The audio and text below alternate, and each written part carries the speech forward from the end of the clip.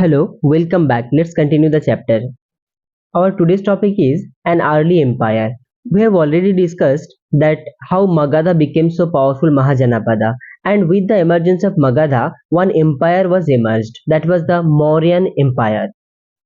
Around 321 BCE, Chandragupta Maurya founded the Mauryan Empire. He extended his control towards the northeast till Afghanistan and Baluchistan, and later his grandson Ashoka he conquered Kalinga, that is present day Odisha. So you can assume that how vast the empire was. Now, what sources historians used to reconstruct the history of Mauryas? The first one is archaeological finds, especially the sculptures. Secondly, the contemporary works like Megasthenes, we know the book Megasthenes wrote, that is the Indica. So we got elaborative descriptions of Chandragupta Maurya's reign from Megasthenes Indica. Then Arthashastra, which was composed by Kautilya or Chanakya. The third source is Buddhist, Jaina, Puranic and Sanskrit literary works. The fourth and the most important source is inscriptions of Ashoka on rocks and pillars. Ashoka was the first ruler who inscribed his message to his subjects or praja and officials on stone surfaces like natural rocks as well as the polished pillars. Now, what are the content of this kind of inscriptions? So, Ashoka he used inscriptions to proclaim what he understood to be Dhamma. And many times CBSE asked questions from here, what is Dhamma and how Ashoka propagated Dhamma in his empire. So here is the answer, that Dhamma includes respect towards elders, generosity towards Brahmanas and those who renounced world life, treating slaves and servants kindly, and respect for religions and traditions other than one's own. So combinedly, these messages are known as Dhamma. We get more information here how Ashoka propagated Dhamma in his empire. So according to Ashoka, Dhamma can hold together his empire. The principles of Dhamma were virtually universally applicable. And according to Ashoka, this Dhamma would ensure the well-being of the people in this world and beyond this world. To propagate Dhamma in his empire, Ashoka appointed some special officers known as Dhamma Mahamatta. Their works were to spread the message of Dhamma. Most Ashokan inscriptions were in the Prakrit language and most Prakrit inscriptions were written in the Brahmi script.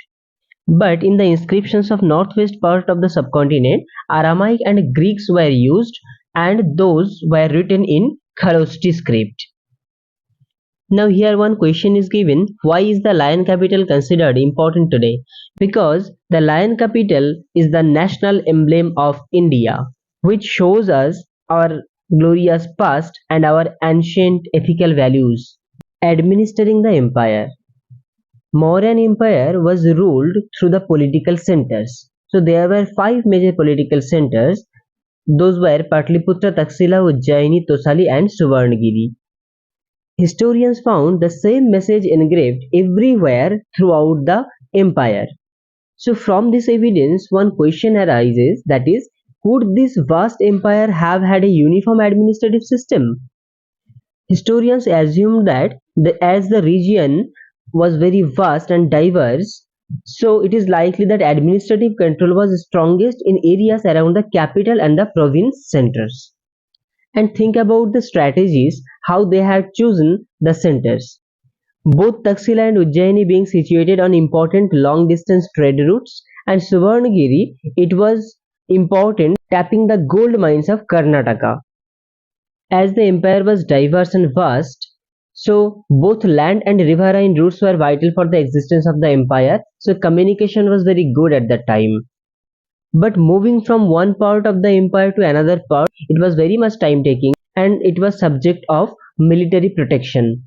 We can assume that army was important to provide this kind of protection.